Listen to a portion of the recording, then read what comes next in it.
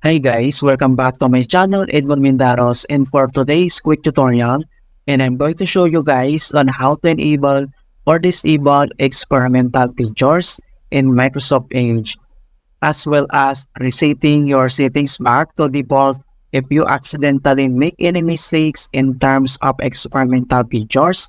They're not particularly new to Microsoft Edge, they're just different features that are typically experimental that may not work exactly 100% or ready for public release. However, if you want to use them to modify your web browsing experience, then I'll show you how to turn on or turn off. Alright, so without further ado, and let's go ahead. So all you have to do is to open up the Edge browser. And then dito lang sa search and address bar ay kailangan mo nang i-type yung Edge and then colon // and plugs.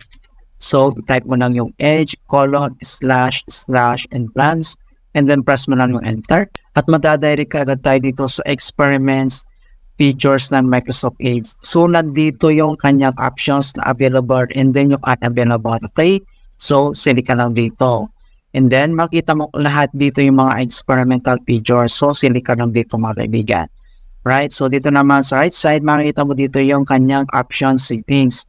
So, meron dito default, enabled, and disabled dito siya. Right? So, for example, mga kaibigan, select mo lang tong enabled. And then, dito sa baba ay makikita mo dito yung your changes will take effect after your restart Microsoft Edge.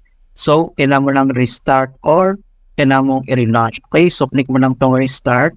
And then, makikita mo na yung experimental features ay naka-enable na siya. So, pwede mo naman itong i-disable. So, same procedure, click mo lang itong disable. And then dito sa baba ay kailangan mo lang mag-restart. So, click mo lang siya. And then naka-disable na siya. Or, pwede mo naman itong i-select yung default settings. Okay, so same procedure, click mo lang itong restart. Okay, so ganyan po kasimple kung paano natin i-turn Microsoft experimental features on or off.